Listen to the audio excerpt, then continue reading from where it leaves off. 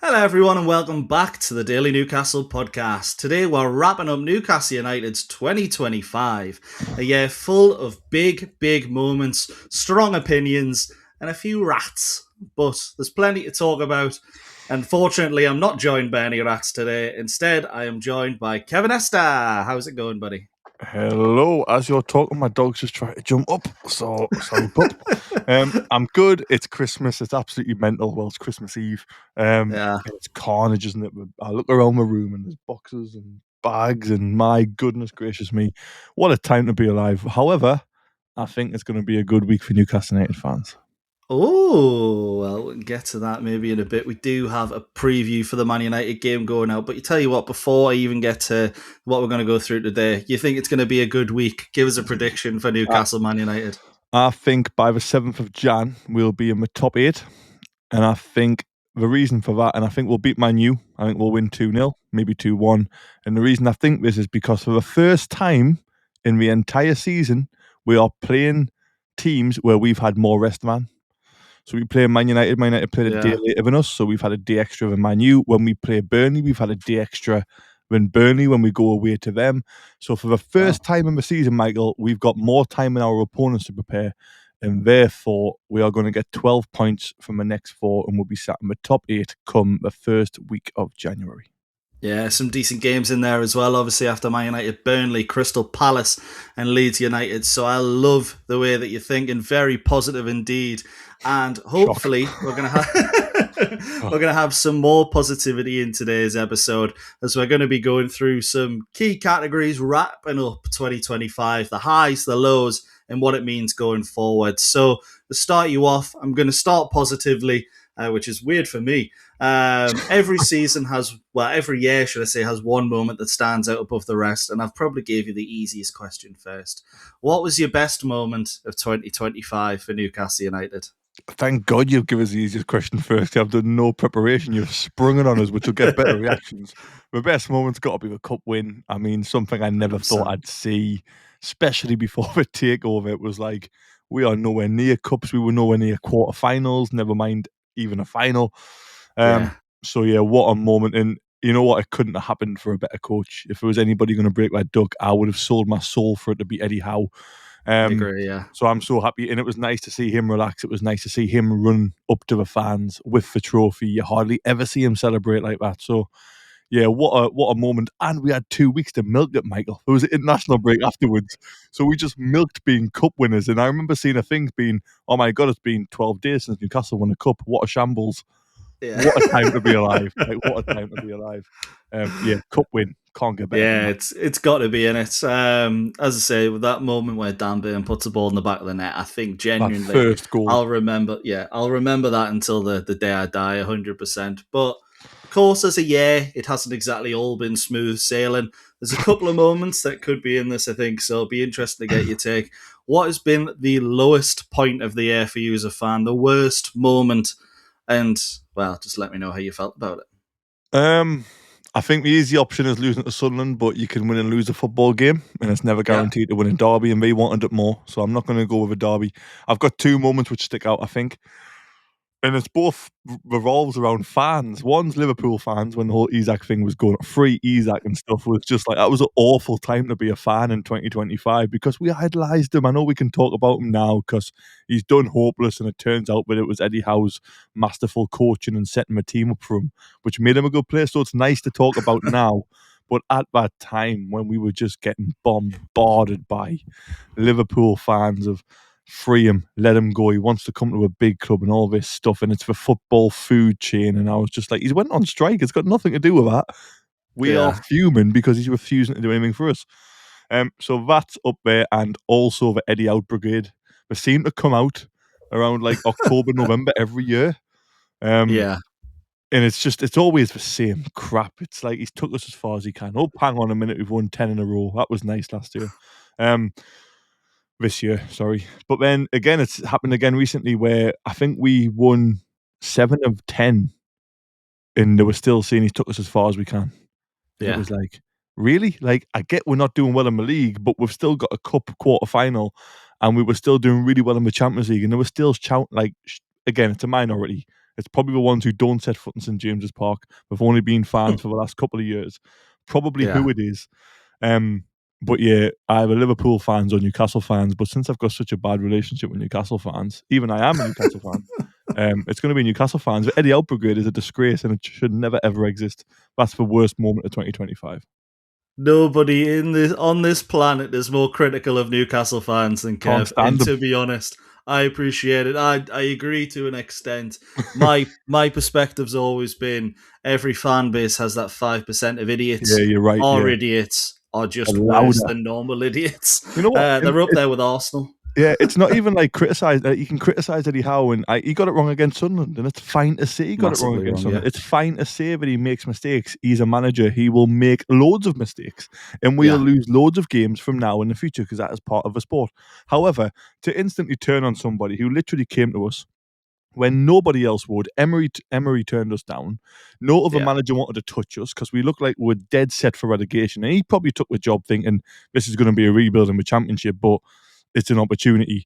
He chose us when nobody else wanted to, and then what he did for us that first season, we finished 11th somehow, even though we didn't win a game in the first 8. And then the Champions League, 2 qualifications not off the bounds, but 2 and 3 year. Even the season when we didn't qualify, we still finished something like 6th or 7th, but got done over by cups and all that. Man United in the cup. And it's a case of how can you criticise somebody who loves the club as much as he does? And do you know when we lose and he's honest and he's nice about the other team, but we criticise Klopp and Arteta all the time for making excuses about the ball, but then we don't want the gentleman. It does me nothing. So yeah, I don't know how anybody can ever. I get you can be critical and you can absolutely say Eddie got things wrong because he has, and he will. But you cannot just turn on him and say we want him out because of what he's done for the club. I've never seen any other manager have this impact on a club. Nah, I think the closest one's Unai Emery with Aston Villa, and let's be honest, September, Morgan Rogers was getting booed. The Emery out brigade had started to come out for Villa. So it's just football fans in general were awful, Michael. They're horrendous. The ones who are listening to this, thank you very much. Thank you very much. I'm part of being a football fan. So yeah, we're all awful. Yeah, hey, at least the people listening to this have good taste. But to be honest, I completely agree. Tyne Wear derby, you kind of have to take it out of the equation because that is the clear one. But for me, the lowest I've felt was, when the news broke that Benjamin Sesko had rejected us for Man United. And it was like, we've been rejected by about 6 strikers in a row. Isak is going to leave. We're going to be stuck there with William Asula for the full season. And I was sitting there. Pre-season's usually when I'm at my most positive, and it certainly wasn't there at that point. Killed that one moment of positivity. But we got the German Prince, who's outscored every other striker we were linked with, I think. Except from Dominic Calvert-Lewin. Nah, he hasn't outscored. He's outscored Calvert-Lewin, man. Hasn't he? I think we've got the same amount. It's all right. Well, Calvert-Lewin's been on fire. No other striker we've been linked with has scored more than him other than Ekitiki, I think. Let's away from the negatives and let's go. The one I'm going to ask you for next is a bit of a brighter note. We've had some excellent matches of football over the course of the year. It might be one where it's just the same as the best moment in the cup final, but what is the best game that you've seen, including Newcastle United this year? Not necessarily your favourite, but the highest quality. So, yeah, the cup final was pretty high quality. That will suffice. But probably Barcelona at home. That was a bit of a lesson as a Newcastle fan because we got a goal back. There's 8 minutes. Get into them. And then Pedri just puts his foot on the ball, and I'm like, we can't get any of these. These are unbelievable. Yeah, it was mental, wasn't it? This is like a next step up from anything we've played. Even when we played PSG with Mbappe a couple of years ago, they didn't look that good. Barcelona were just popping it around, and I was a bit like, yeah, we're not even going to get the ball for these 8 minutes, lads. Like, we got a goal back, but these are unbelievable. And it was mainly like, it was just Pedri. What a player Pedri is. I always thought he was good, but mainly because of like highlights on YouTube and then probably Football Manager and FIFA probably swaying us a little bit. No, he's probably a good player. But then seeing him live was just next level. In a way, I kind of wish Yamal was fit.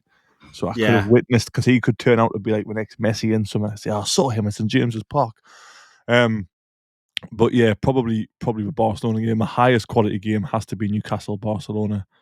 It was just, they were so good. Even the Yeah, goal we 100%. scored, by the way, probably our best Great team goal goal. of the season.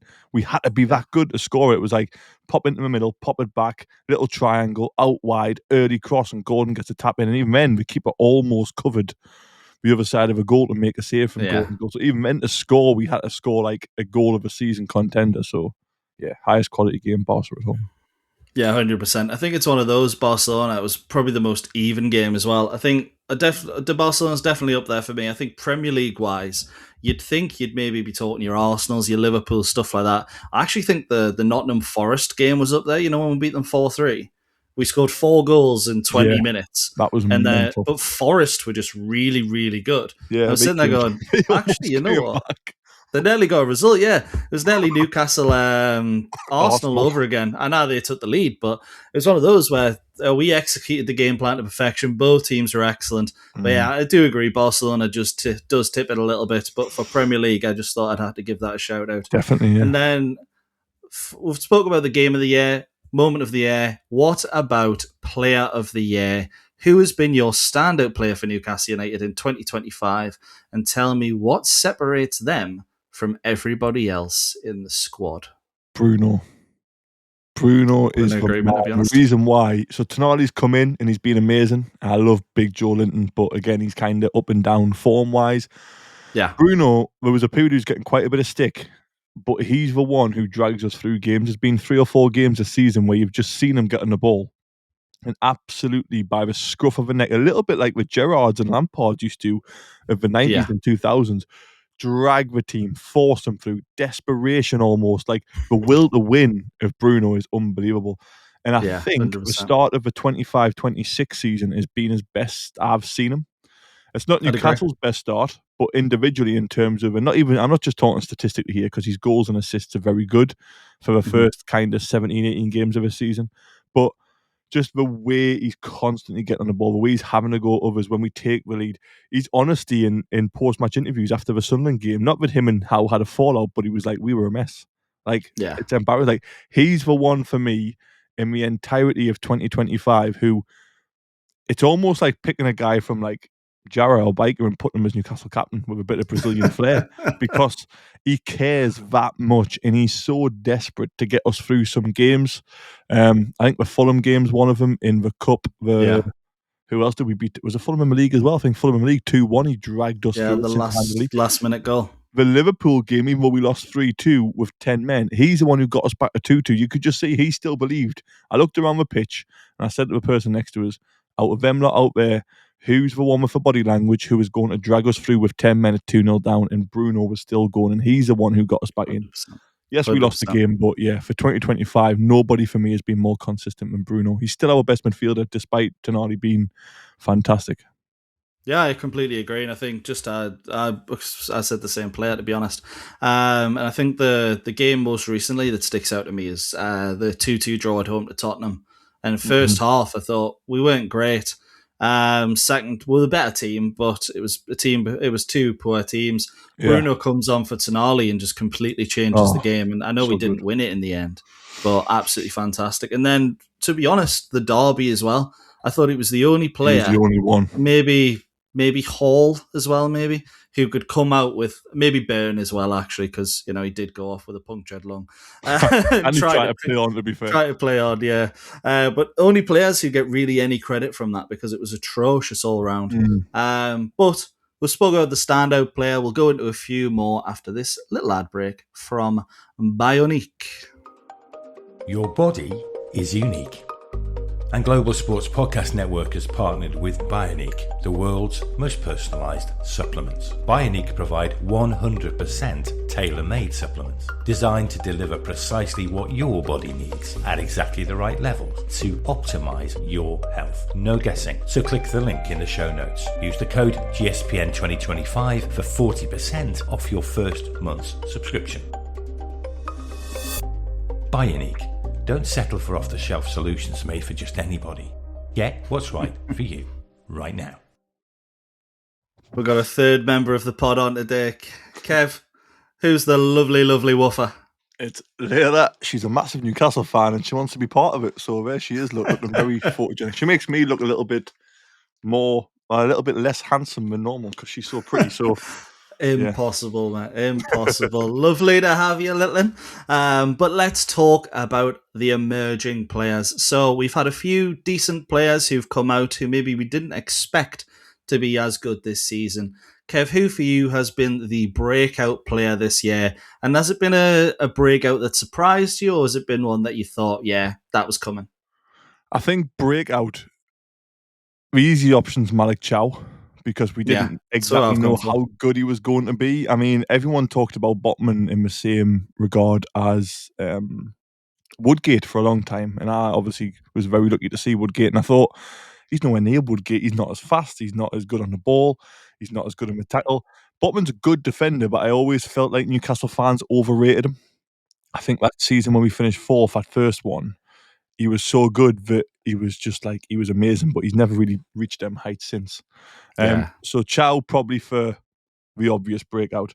In terms of surprise, probably Valtomar. I know when we signed him, I was excited, but I did think at one point, I was like, he's like 6th choice striker, 7th choice striker. He's not the one we wanted. How on earth is he going to come in and adapt? And honestly, I haven't fell in love with a footballer since I was about 15. I have properly fell head over heels with Nick Valtomar. The way he plays, his height, the way he looks, his Germanness.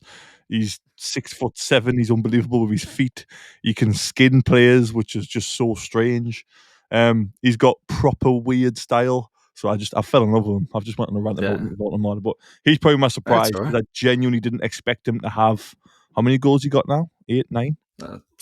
Something like that. Yeah, I can't remember. 9 goals, and we're not even kind of it. Well, we're about to come to Christmas, and I just think what a great adaptation that is. And the pressure put on him, by the way, because when he came in, there was no other real striker. Ezek's always kind of had, I know they've been injured at times, but Ezek had Wilson behind him to keep pushing him. Wilson had Ezek. That season we finished 4th for the first time around. Wilson got 18 because Ezek was on the bench. Nick's come in, brand new country, brand new style of play, brand new teammates in a team which was built for an early cross and Alexander Isak or Ezek running in behind to then get 9 goals and adapt really well is just been amazing. I know he scored the own goal against the Mackens, but look, I'd rather him try and get on the end of our header and stop it than just let it go past him and a Southern player tap it in. So, 100%. Nick Valtomar is a bigger surprise, but our best breakout player is probably Chow. Yeah, 100%. I think the only thing I can say about Malik Chow is obviously that header against Sunderland from Valtomar. He realistically should be shouting and saying, I've got that covered, because he is right behind him.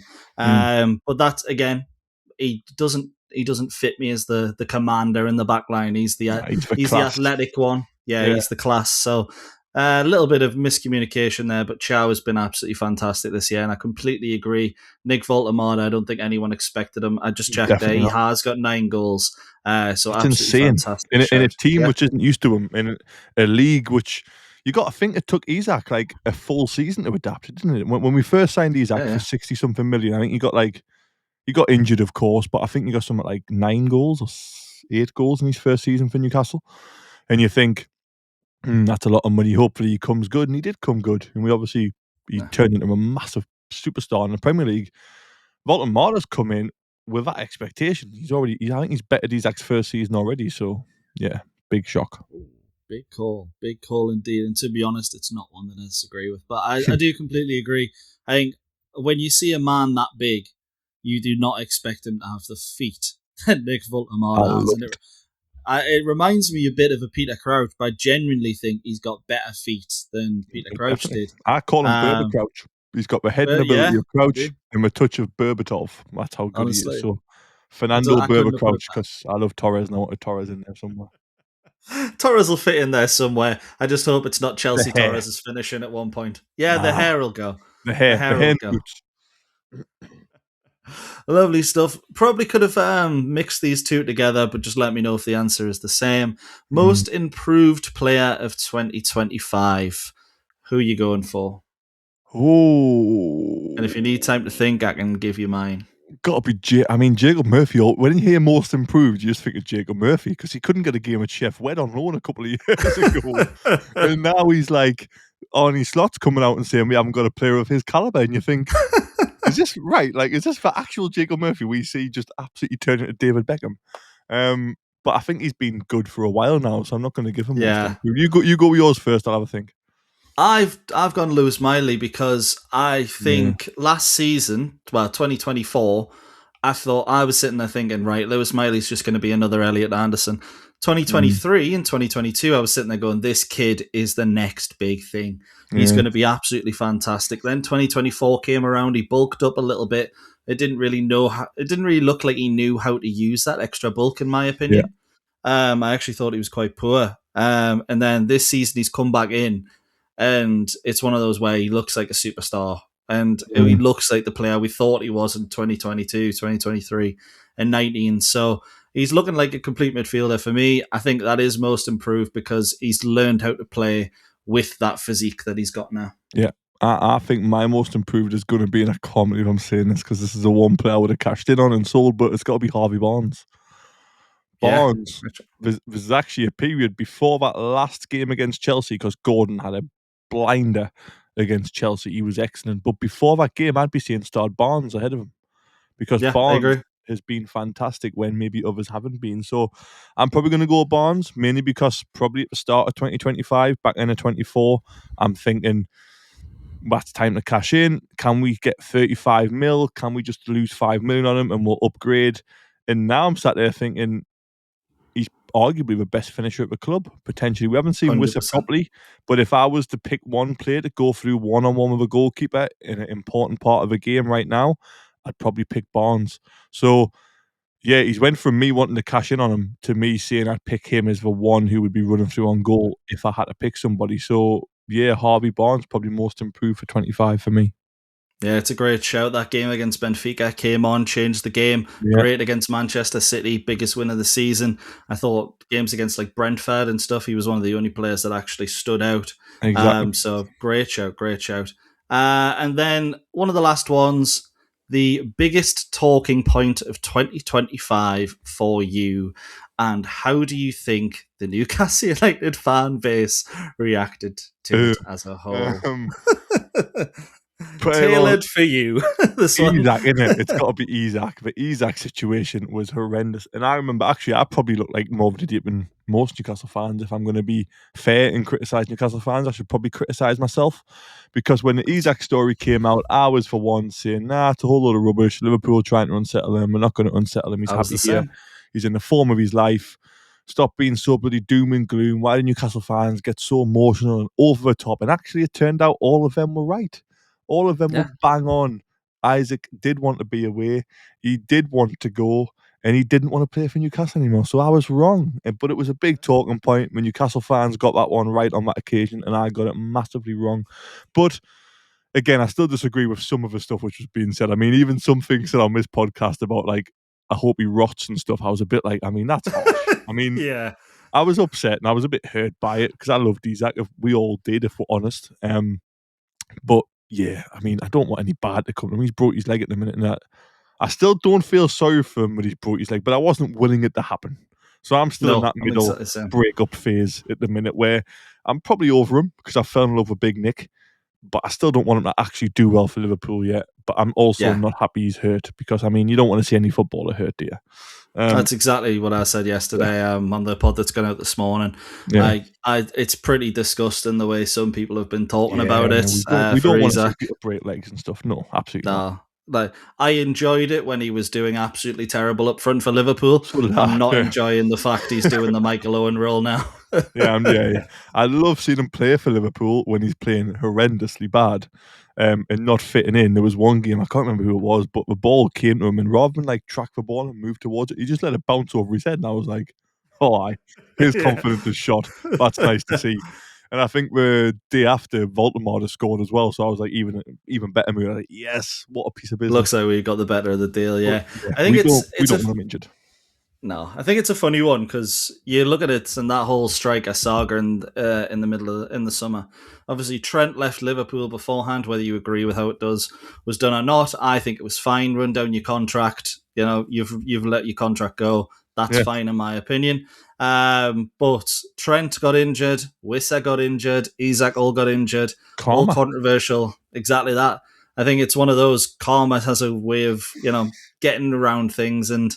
we've seen it now. Now let's just sort of move on. Wissa's back. He's going to bang in the goals. Yeah. Ezek will probably play next season. And, well, who cares about Trent? He's playing for Real Madrid. He'll win the World Cup. Hopefully, yeah. I mean, you can check out a World Cup podcast if you want to talk about that, part of the GSPN network. But I love England, mate. yeah, we might not talk about it in the summer. We'll see how it goes. But looking ahead to 2026, Kev, who do you think at Newcastle United has completed their final year with Newcastle? And this time next year will not be with the club. Right, Kieran Trippier. Okay. Definitely his last year, I think. Not because I want it to be. He's been an unbelievable servant, but I just think the wages he's probably on and the age he's at, and there is a slight decline, if we're honest, in terms of what he was like when he first came. But I'm not going to come on here and say anything negative about Trippier because he's one of the ones who started it all. But I think it's Trippier's last year 100%. just through age and wage. The next one, probably Emil Kraft. Again, good servant, done his job, but I think it's time to probably upgrade to a point where someone who's fit a little bit more, because he has had some injury problems in the last 2-3 years. And again, as much as I love him, and I love calling him Krafu, and I'll probably always overrate him, if I'm honest. Same. I think it's probably time again. He's on a good wage. He's at an age where he's probably not as reliable as he was, so I think it'll be an upgrade. I also think it's probably the last year of Joe Willock. I think it might be cashed in on. He's looked good recently coming in. He has. I think the club might be clever and think, right, now he looks like he's in half decent form. Can we get maybe 20 million and get a little bit back for him? And then this one's going to absolutely tear my heart out, but it's probably Fabian Schär's last year at the club. Oh. Contract, to be honest, I agree. Contract hasn't been agreed yet. For me, he's still he's in the top 2. I don't know how good Chow is always going to be.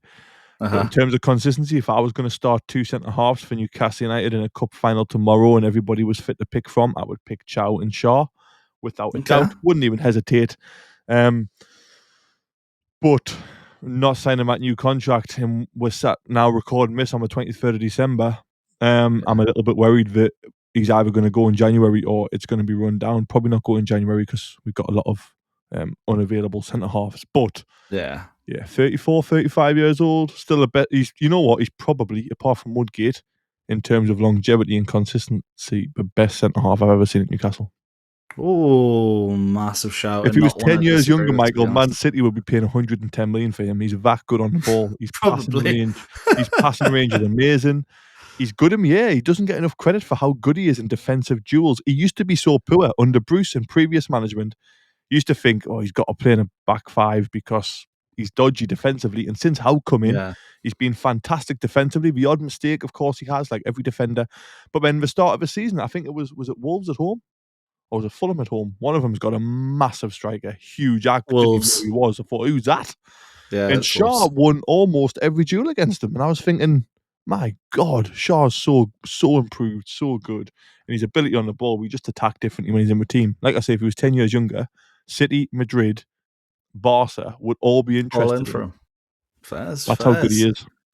I think as well with Fabian Schär under Steve Bruce in training, they're launching the ball up to Andy Carroll, and Andy Carroll's just gone, trying to punch him in the face instead of getting the ball, and he's going, I don't like these English strikers. I don't like this English style of play, not for me.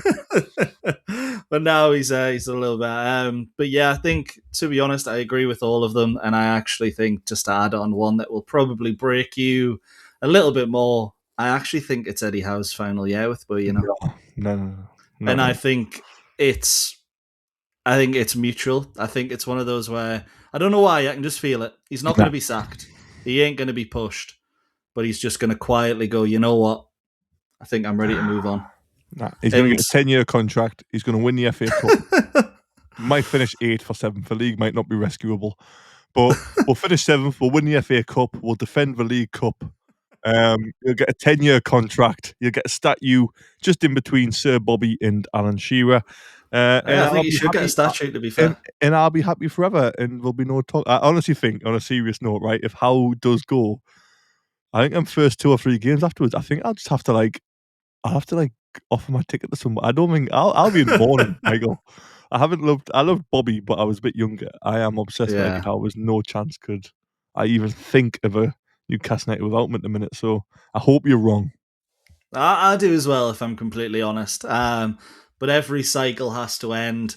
And I'd rather the Eddie Howe one ends on a good note before, let's say, we lose 6 games in a row and there's a mob after his head. That would be awful. Because there already is to a degree, but I want him to go out and be remembered as the man that transformed the club, lifted expectations, and delivered nights that people will never forget. But it's just one of those where if it goes after this season, I can't see it ending like that. And I think at the end of this season, I think Howe and Newcastle will just go, you know what? It's been absolutely brilliant. But you go your way, we'll go our way, and let's end unhappy. If it was going to happen, I would want it to be on Howe's terms, I guess, because I love the bloke that much. But I don't know. I think it could happen. And if it does happen, expect a 2-hour-long morning podcast solo with me, which I will repeat in post every day for the rest of the time. But yeah, if it does, I guess if Eddie Howe ever does have to go, which he does, obviously all good things come to an end at some point. I do want it to be on his terms. I want him to make the decision of, I've won you the Premier League. It's now time for me to step down. So maybe that'll be the 26-27 season when he wins a Prem. Who knows? Maybe, just maybe. Get that clipped. Imagine if we're in the runner for the Premier League in 2027 and that gets clipped. I'll get James to put it on standby. It's going to happen. Simpsons. Yeah. But we'll finish off. We've done some categories right there.